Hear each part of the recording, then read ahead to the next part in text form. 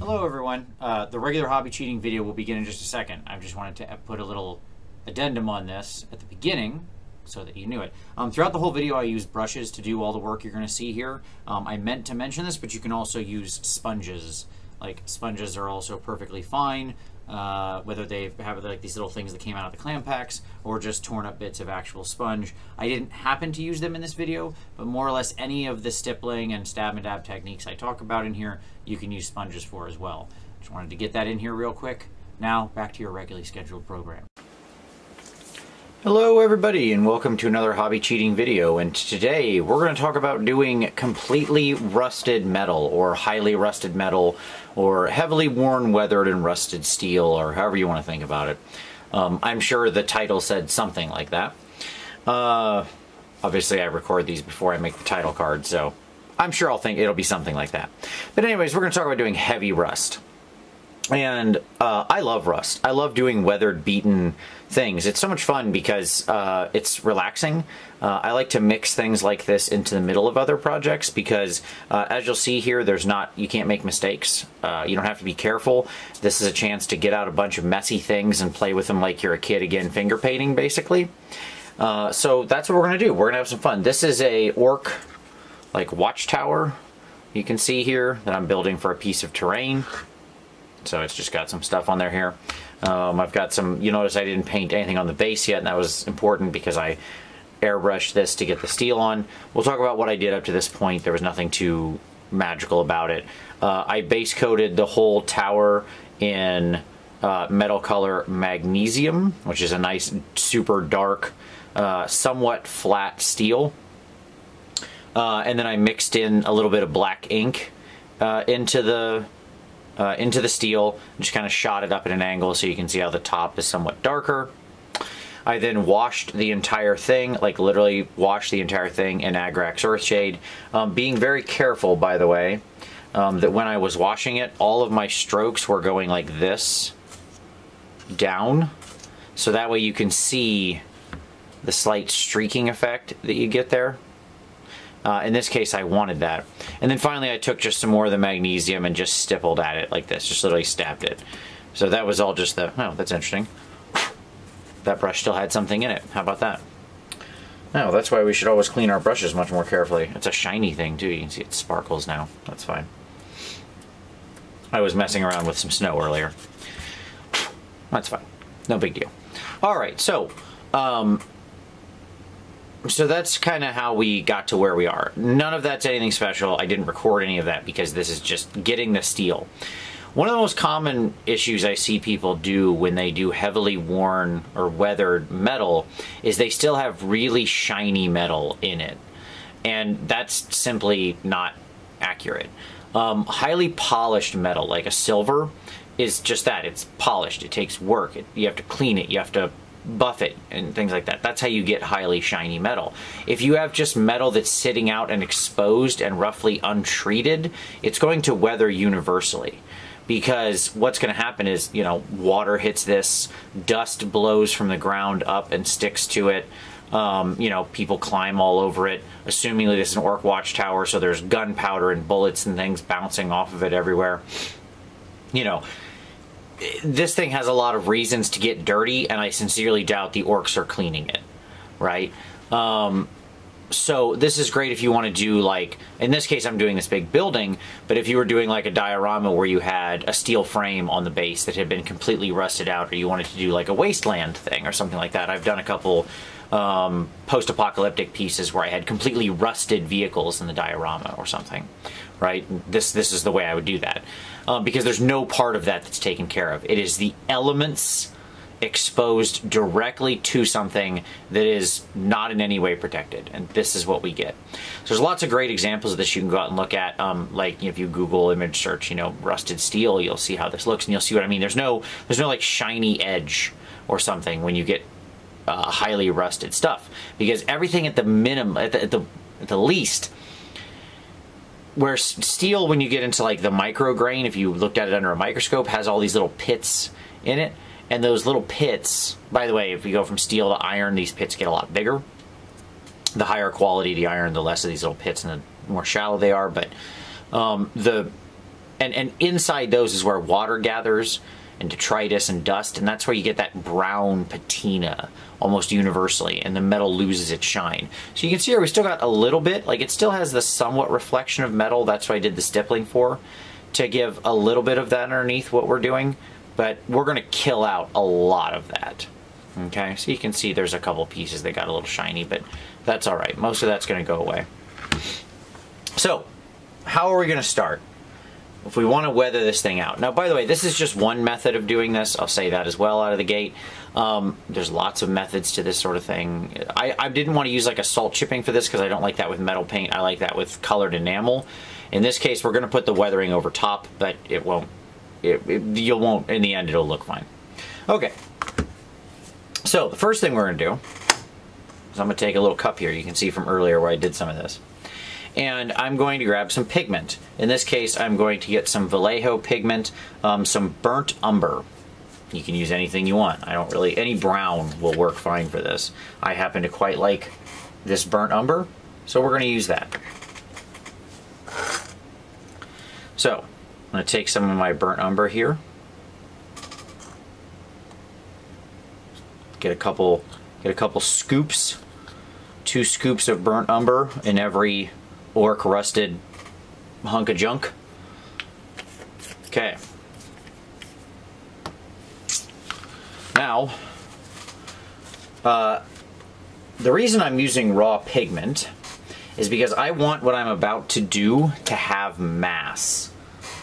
Okay, like you can also use like typhus corrosion or typhus, yeah, I think that's what it's called. Like GW makes a product that has mass in it, but I prefer to make my own because typhus corrosion is only one color. When you do it like this, you can make it any color you want. So I'm just going to take some, this is some acrylic thinner. It's effectively just medium from Warcolors. You can also, it's really neat to watch it hit that. You see how it just like falls off and immediately bonds to the pigment. Isn't that cool?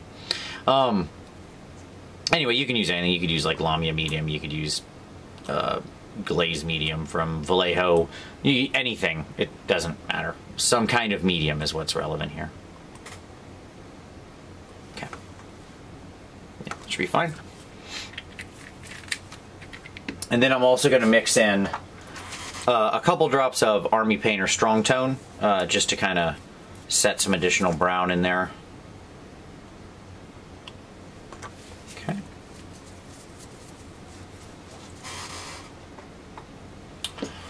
Then I'm going to take a stick, and I'm going to mix up my hot chocolate here.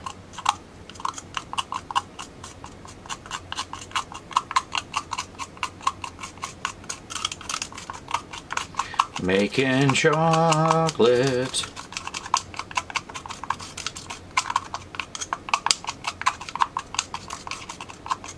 So we get something that looks like that.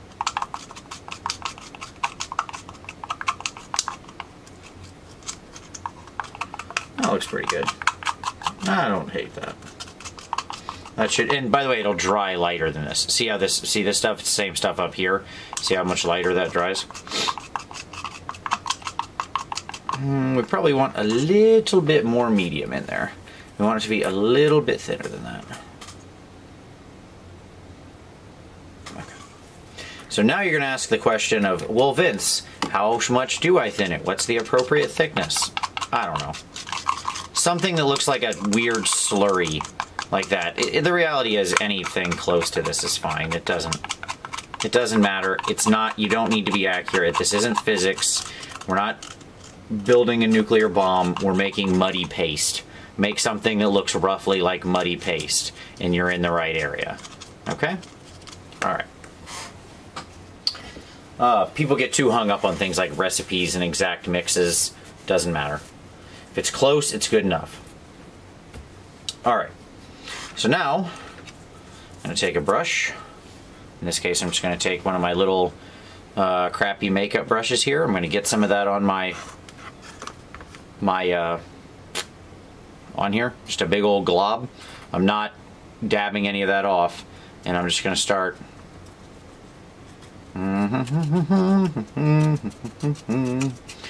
just dabbing around, and And this has, like, I want mass to it. Okay, that's probably a bit much, but guess what? If it is a bit much, we just go in there and we grab some of it. And we dab over top of stuff you've already done so you get things built up. You want it to be bumpy, you want mass. This is the opposite of normal painting, where you want these nice, smooth, thin, perfect layers. Everything's got to be smooth, so smooth, like butter. I'm going to set this over here so I'm not reaching in front of the camera. Okay. Nah, we don't want that. We want mass here, homie. We want it to be nice and built up. Now, I'm still leaving metal exposed, but I'm going to focus toward edges. I'm going to focus toward places where water would collect. Okay? So, all those kinds of things. Okay. That's about the amount I'm going to do on there. You notice how, see I got some big old chunks? Like, look at that. See them big old chunks? That's what we want. So I'm going to keep doing this, and then I've got to let this dry completely for our next step. So I'm going to work my way around, I'm going to give it a few minutes to dry, and we'll be back. Alright, we're back. So, ta-da, rusty. Now, we can see how it dried. You can see how it does turn a lighter color when it dries, and you can see I was really slamming the brush against it repeatedly until like everything was out. So I get different levels of coverage, different levels of density, and I want that texture, okay?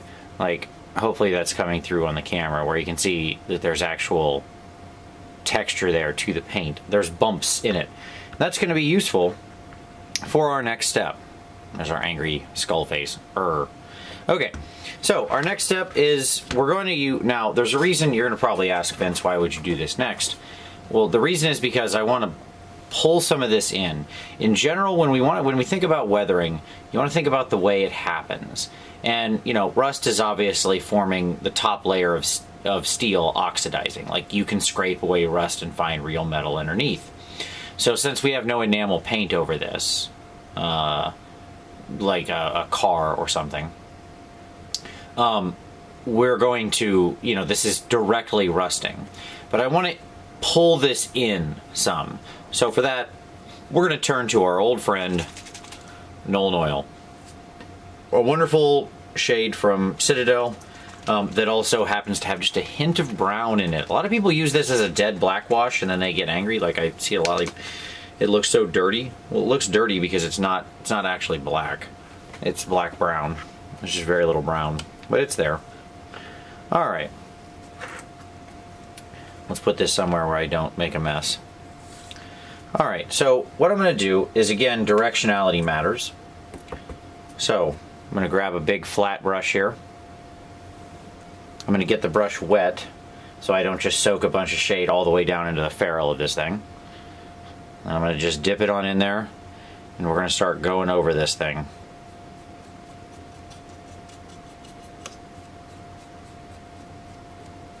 Now, I'm going to work all this in and then go and spread it around. Now, when I do some of this, I'm going to pull up some of the previous layer, okay? Like, some of that pigment is going to come loose, and some of it's going to get mixed in, and that's going to happen, and that's okay. That's fine.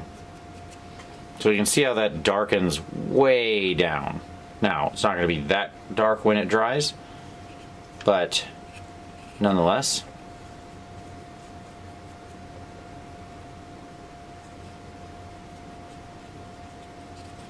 So we just, I mean, you know how to apply a wash, right? I'm sure everybody who's probably painted has at some point in their life applied a wash. That's all we're doing. We're just giving this a nice little touch. If you want to thin it out, you can always go to your water and then just, you know, get some more water in your brush, then go into your wash. A few notes about how I weathered this, like where I put on the rust. You notice that I tried to get all the edges, like I literally drug my brush across the edge when I was applying this. There's a reason for that you'll see later on. I also made sure that the bottoms of the feet down here where it hits the ground is all highly rusted, because the reality is stuff would gather there, water would gather there, rust, dirt. It's the closest to the dirt and the elements, so it would get the worst of it. So we're just going to give that a nice black wash. Just basically keep going. Every so often we'll get some water in our brush and spread it out. If we didn't knock the shine out before, we're really going to knock it out now. So, we'll make sure we get it down and all there. We still don't want it to pool anywhere, so just like normal, we avoid pooling with it, but we make sure it's kind of everywhere, so when we've got these little creases and dents, we kind of force it down in there. Alright? So, I'm just going to keep doing that, wash over the whole thing, and we'll be back in a minute. This is also going to have a nice effect, by the way. The pigment really didn't need sealer. The fact we mixed it with that much medium pretty much fixed it. But this is really going to lock it in. Okay? So, alright. Keep going around. Let it dry. Back in a minute. Alright, we're back. Our wash is all dry. And a couple things have happened here that I love. So, the reason I saved the wash for after that is because you probably noticed that immediately, like, all that rust was really strong. Like, it was too strong, like, in its color, right?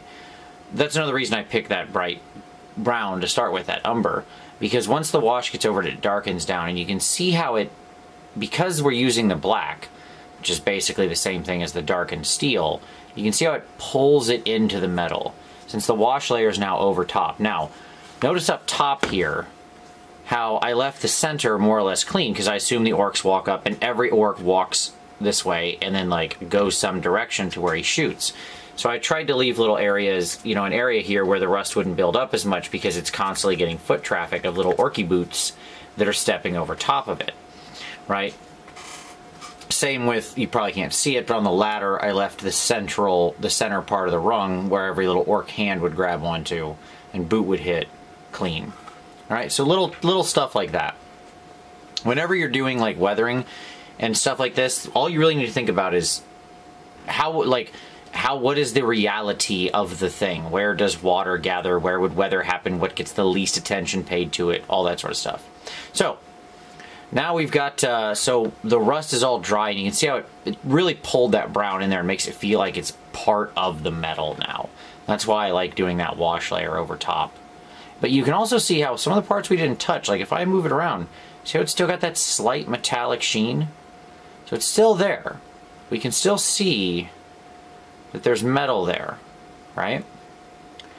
And so it's still we're still gonna get that impression. Okay. So now it's time to reinforce some of our brown. From this point, we're gonna be a little quicker, so we don't have to do these all over things. So here I'm using some Secret Weapon brown rust. Secret Weapon makes a whole line of great rust and weathering products, including pigments, by the way. So I like all of them. In this case, we're going to use some brown rust.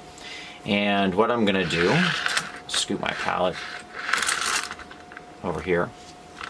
This thing is ridiculously big and hard to film, so I apologize. So this time, I'm going to get some of the brown up in my brush, but I'm going to get a lot of it off here on the palette. And then what I'm going to do is find parts of the brown rust in here. I'm not going to necessarily restrict myself to that. Like, I might hit a few new areas, but I'm going to basically go in and sort of brown up, I don't know how else to say it, some of this rust, right? So one, this adds a little more texture because the rust has, again, I'm stippling. You notice, again, that's another fun thing about this. None of this is careful painting, as I mentioned. This is all just like stabbing and dabbing. Oh my god, I just thought of that, I swear to god. I'm using that from now on. TM me. Stabbing and dabbing. So that's all we're doing. That's a nice little chunk of wash there. We'll just integrate right in.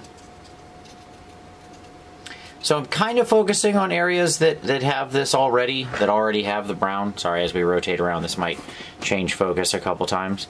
But I'm not limiting myself to just that. Like, I'll hit some new areas too. But I'm mainly covering, you know, some of the stuff that was done before. and some of the stuff that wasn't. And I would say by rule here in my head, like just kind of thinking about it, it's like maybe 80-20. You know, I'm not trying to be... This isn't about, again, this isn't science. It's not chemistry. We're not making a nuclear bomb. Nothing like that. We're just stabbing and dabbing. TM. Okay? So we just keep working our way around. Here we've got our boys only sign. Oh, Orcs, you're the best.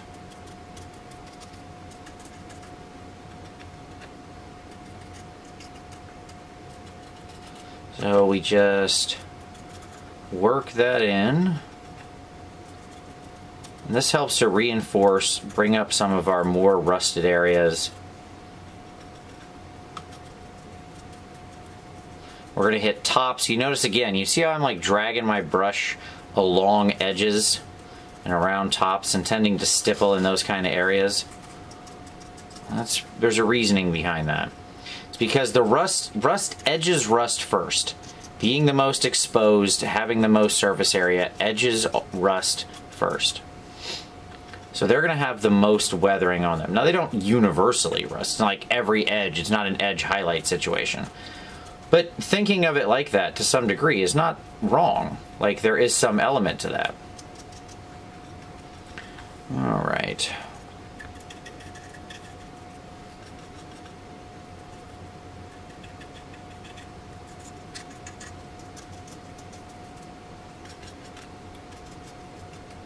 So we spread our brown around here.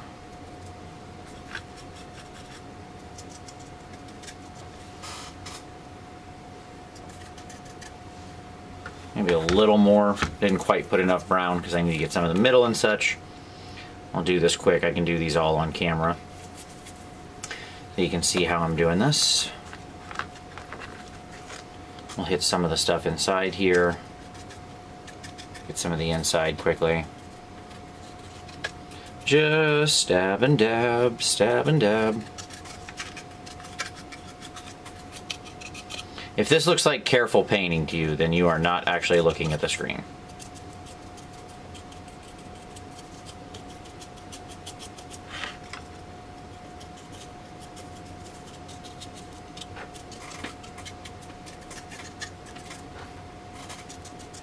So now you can see how we've brought up some of the richness in the brown tone here. Alright, let's go back to our initial one. Right? So you can see how some of that brown is now stronger, a little richer. Right? We get that variance. One of the things about nature and the way that, you know, rust happens is it's incredibly organic. It's random. Nature isn't planned. Nature happens randomly. So that's why we want to use techniques like this stippling, like this stab and dab process, because the more random we are, the better we're actually going to replicate nature. Okay, so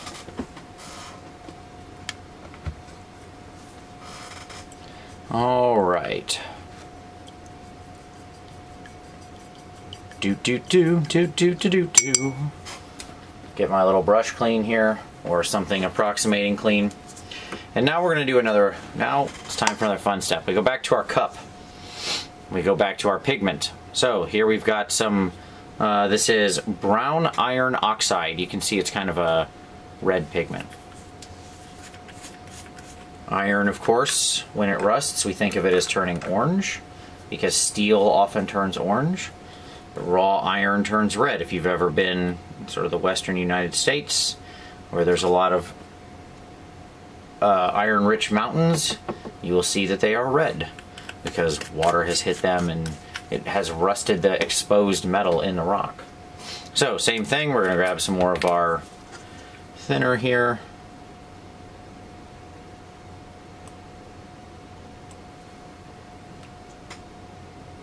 Fine. This time I got a little less, so I'll just use the brush. I'll just mix it up with that. Yeah, that's fine.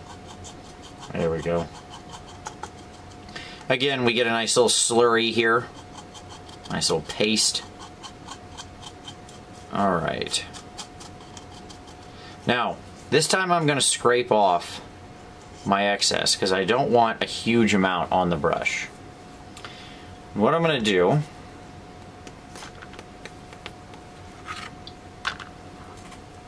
is I'm going to come in and I'm going to start hitting, again, a lesser area. Still a little too much. You really want to wheel this back. We're going to focus around edges.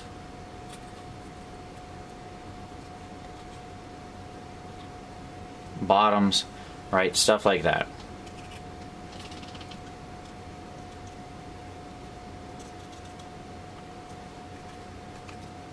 Okay? You can see that's very bright. That's okay. I know it's scary. Don't be scared. It's all going to be fine. Alright, now in this case I am going to pause the camera here so I can do this, but you can see, again, I'm focusing on edges. This one I'm doing only in areas that already have some kind of rust in them. Like, I'm not starting anything new here. Okay? So we go for the edges, we go for things like that. Okay?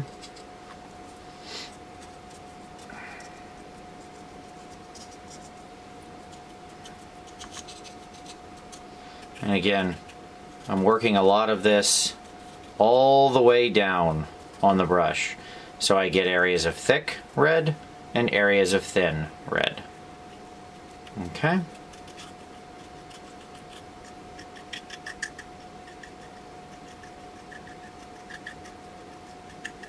Right, so you can see like how I hit that skull.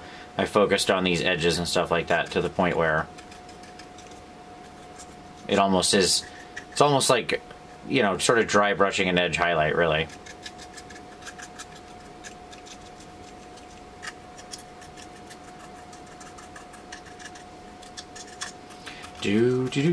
So, okay, I'm going to keep this up. I've got to give this one a little more time to dry. So I'm going to dab, dab, dab, stab and dab all over this thing, and I'll be back in a minute. Alright, so everything's dry. You can see we've got this nice rusty tone all over here. Now, look at that wonderful rich red where things have started to go to rust. The problem is, once again, it's too strong. So, now we're going to wheel it back. For that, we're going to use a little bit of Agrax and a little bit of strong tone, but we're going to be a little more controlled with it. The strong tone's a little weaker, ironically, than Agrax. But, you know, both work. Now I hear what you're saying, but Vince, why didn't you just weaken it to be... That's funny. Almost a nightmare. Why didn't you just weaken it to begin with? Well, the answer is because I don't want a universally weak color. I want the color to be nice and bright, and then I want to be able to control it. So for example, up here near the edge, where this is, I'm not going to wash everything. I'll just kind of hit it over the edge here. And that's the key. Like, instead of doing a true wash, once again, we're going to go for a little stab and dab, and I'm going to mix in. I'll hit some strong tone, then I'll hit some Agrax, and I'll do it in different ways, but I'm leaving it near the edges, right? And what that's going to do is it's going to mute out the color, but I'm not killing it completely, and I'm not doing it universally. I'll leave some of the red here and there, especially near edges and stuff like that, but it's going to bring it in line. I'm going to cross over onto other parts that don't have this coloration. So again, we're just going for the old stab and dab. TM.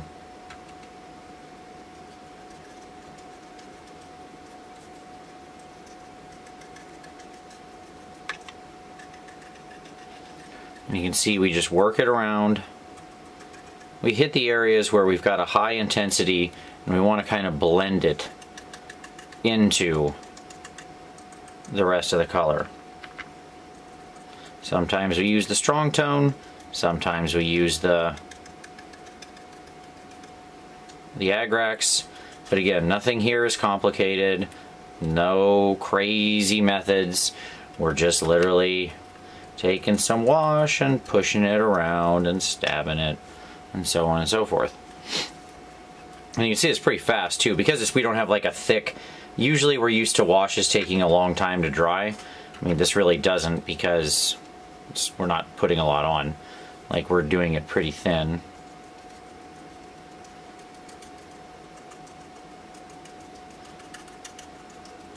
So it'll tend to dry pretty fast.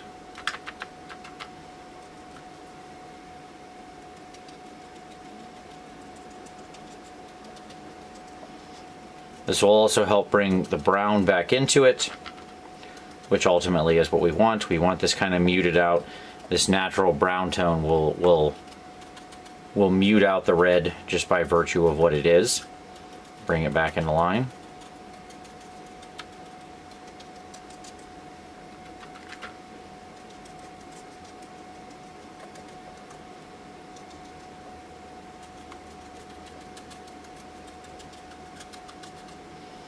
Okay. Get this little parts down here. Got to get the inside parts.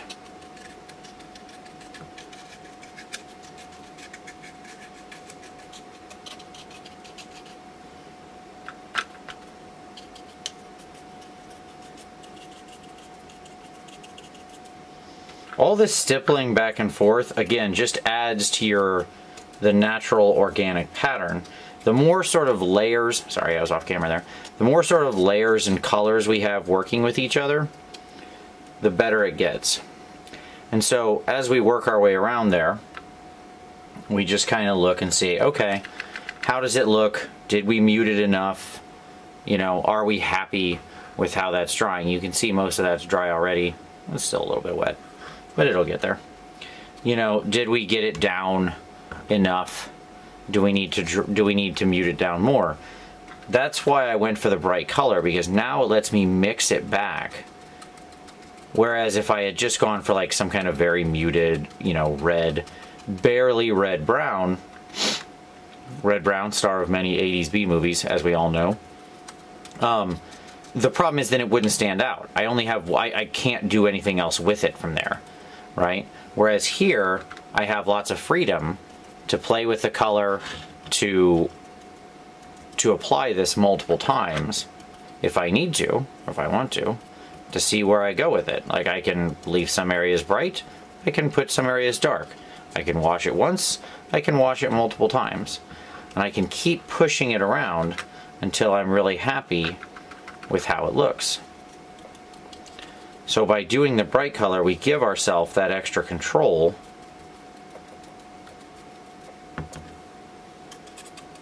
to make sure that we ultimately get a tone we like. And that's really the key here. By playing with this brighter pattern, by doing it brighter to begin with, we can then set that back where we want.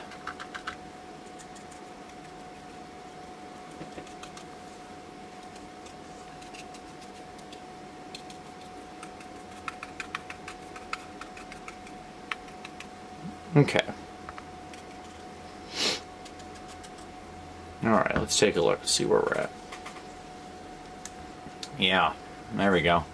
And you can look and say, okay, so you stop, you pause, you look at it, you say, okay, you know, what's not in tone yet?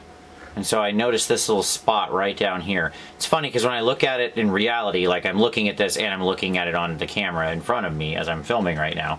And one, the red looks a lot more vibrant on camera. That's really funny to me. And two, I didn't notice this spot down here when I looked in reality, but when I looked on camera, I could see it really clearly. Because it's blowing out the reds. Like the image you're looking at is obviously white balanced and has a bunch of extra light flooding into it because of the aperture. So as such, things like reds look a lot brighter.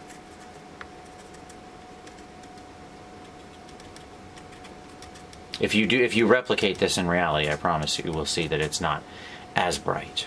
Okay. So, there we go. Stab and dab, stab and dab. That's what we do all day is just stab and dab. Okay. Cool. All right. Done and dusted. So now we've got that rinse back down, but we've got to go a little farther. Got to have some nice bright rust too. Okay. And for that, we're going to turn to our old friend, rust. Now this is Game Effects rust. I happen to like it because it's a vibrant orange. You can use the dry paint from GW. It doesn't really matter. Or like the Riser rust or whatever. You can use a regular bright orange paint. It's fine. Any of that's fine. I'm going to grab some brown here as well. Some of my original rust color. Some of my brown rust, I should say. I guess it's not my original rust color, but my original rust colored paint. Okay. Make sure that's nice and clean. Alright, so now what we want to do is we want to make sure we pop out the areas of rust that are the most rusted, okay? So to do that, we're going to get a smaller brush. I mean, smaller by the definition for this thing. This would be still massive for a miniature. And what I want to do is I want to make sure we've got some spots on here that are visually interesting. So again, we think about what weathers the most. Edges, rust first, right? Points where water would collect, rust out. So that's the stuff we're going to focus on. Things that are thin, areas of thinness, like thin pieces of metal, rust first, right? Because it's getting hit on both sides and all around. Like if you think about this little piece of chain, think about how much more surface area versus metal is on that little piece of chain versus a big brick like this, right? How much less of the metal is exposed here than here, right? Hence little things like these grates would rust, these like grates would rust before the main plate does. Okay, so we're going to take some of that orange and we're going to wipe most of it off. I've got a paper towel over here off camera that's just a freaking mess right now. But you know, we're going to wipe most of it off. And then what I'm going to do is I'm going to come in and I'm going to find some of my areas that I want to really blow out with that rust. I'm going to focus on some edges here. And I've still got some areas that are wet with a wash. Good. Good, that's helpful. That's not a bad thing. Because then I can just go right into it and get that mix straight away rather than come back.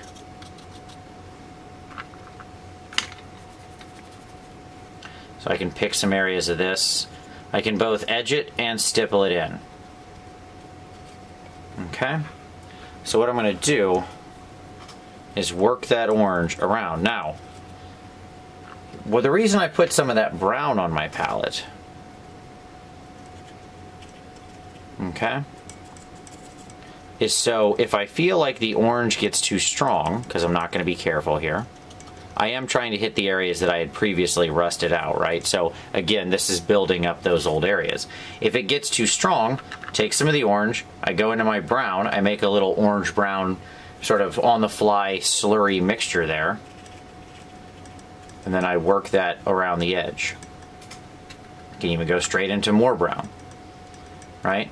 And we can just kind of spread that out. We're still just stippling. I'm not trying to like blend it here, right? But we're effectively we're going to get the same effect, right? So I can just hit that brown. This looks like so yellow on camera. It's funny. It is not that yellow in reality. You'll see when we have some pictures at the end. And I can go back into my orange. I can say, okay, that's a nice little spot there. Let's hit that edge. Get some nice rust going along there. Maybe there, that little spot. These edges, and so on and so forth. Okay? Alright, so I'm just going to keep doing this. I hit all my little edges. Go for everything. Get these areas popped out that I want the most. I'm going to like frequently drag down when I'm up top. Right? So that way, if it had, the rust has a bit of a directionality to it, as though it's following where the water's going. Okay? Alright, so I'm going to keep working this. I'll keep mixing in the brown into the orange. you know, all that sort of stuff. If you go too heavy, again, you go back into your Agrax and you wash it over and you can blend it right back in. It's just that easy. So now I'm just going to work around here and we'll be back in a moment to finish this bad boy up. Alright, so you can see now we've got all our orange brown applied. And you can see I like things around the skull where I focus the edges, right? So when we look at that, now we've got is this wonderful varied patina of color and rust that's over this thing. But when we move it around and we look in those spots, you can still see a little bit of that metal coming through. Again, it looks a little more yellow on camera because of the way the white balance is, but I'll include some photos at the end so you can see what it looks like in reality, where it's a little more color balanced. Like this looks really yellow on camera. It's actually quite orange. Anyway, so the final thing we can do is, you know, we've pretty much got this into a rusty bucket, as it were. And I like the way the rust looks, and this was just a lot of stippling back and forth with the brown, a lot of stabbing and dabbing with the brown and the orange, okay? So that's where we're at. But if we want to really sneak in some of that metal, okay? If we want to really sort of reveal some of it, what we can do is we can have some little micro scratches of a brighter metal where something has caught and is now, you know, is now like much brighter. I just realized I don't have my ink. I need this. All right. Okay. So what I'm going to do is I'm going to take some FW black ink.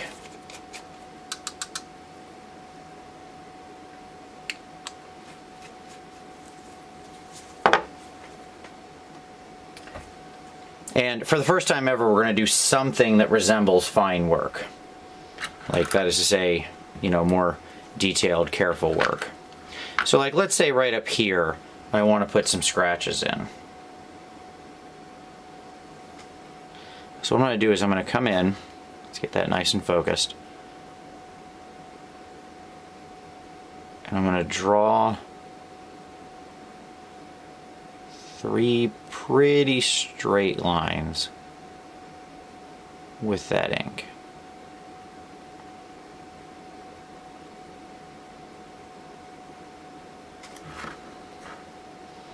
Make sure they're up top too. Okay. So you can see there are just 3 simple black lines. Okay. Now I'm going to take, in this case I'm going to grab some dark aluminum. This is a nice mid-tone, hello! Some nice dark aluminum. You could use your original magnesium as well. You do not want to go all the way to a silver or something like that. One thing I see a lot of people do when they like do the sponge method on vehicles is they go to like a bright silver with their sponge. That's not correct. Metal, when it's scraped away, is not going to suddenly turn into polished steel, right? So there's our 3 little dark marks, Harry Potter style.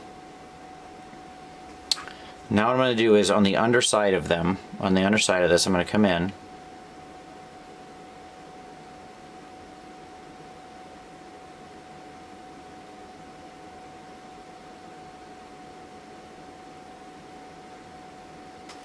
Alright, and I'm just going to draw 3 little scratches. Okay. Now, even that's too bright, but again, why did I do it too bright? Well, I did it too bright so that I can work it back. Now, you may want to do the metal first and then do the black. I like to just get my black lead line first because I can always cover that over easier. And then come back in with the ink and I can shape it.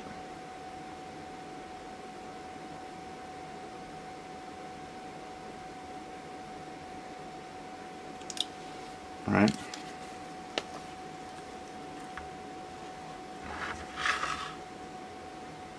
That looks really reflective, but again, in real life it's quite muted.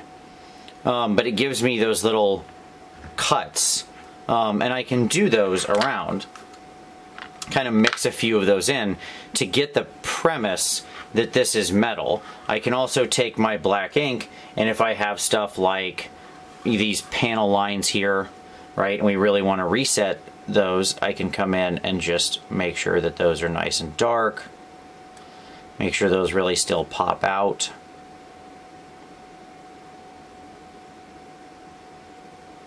Right. So that way we get that nice division still. So all that kind of stuff you can still do to finish it off, whatever your vehicle happens to be.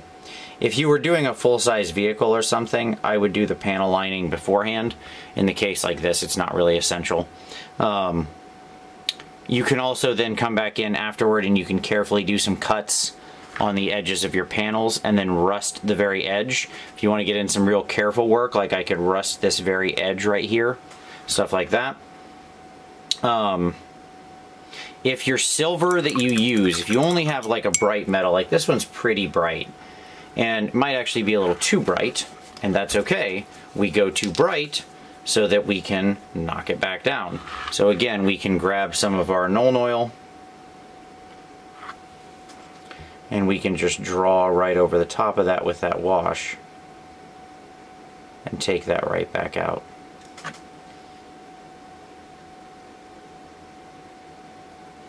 And that'll dull that right out once it dries.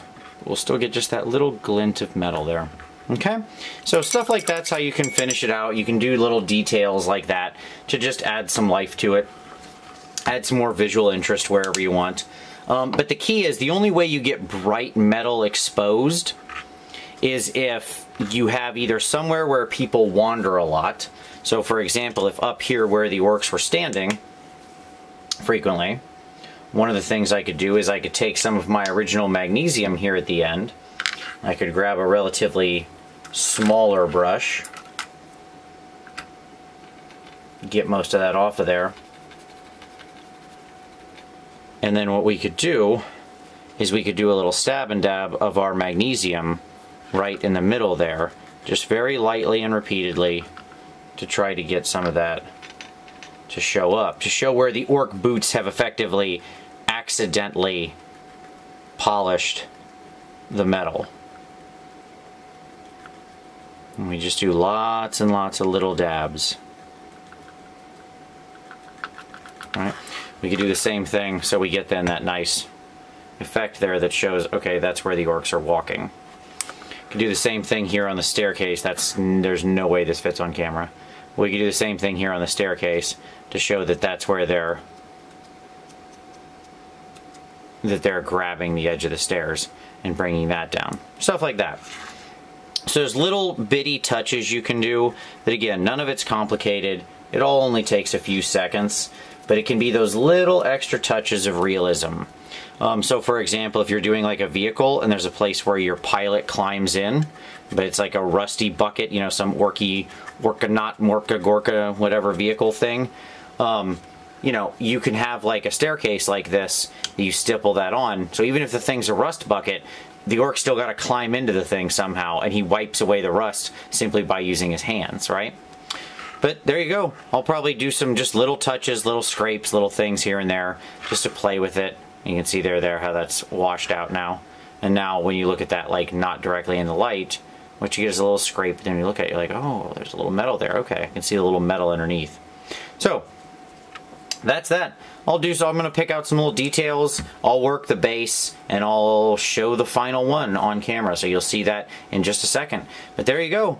That's the whole real deal right there. That's doing a completely rusted out, heavily weathered steel. Good for, great for doing old, broken down, battered things that have laid out and really just gone to rust. If you want to take the rust up, if you want to do more, you just put in more brown, more orange, right? Like, this is the level I wanted this one, but there's no reason you have to stop right here. If you go heavier on the browns, you can work in different browns, different reds, and like, if you really want to get to something that's a total rust bucket, where it has literally rusted all the way through, that's fine.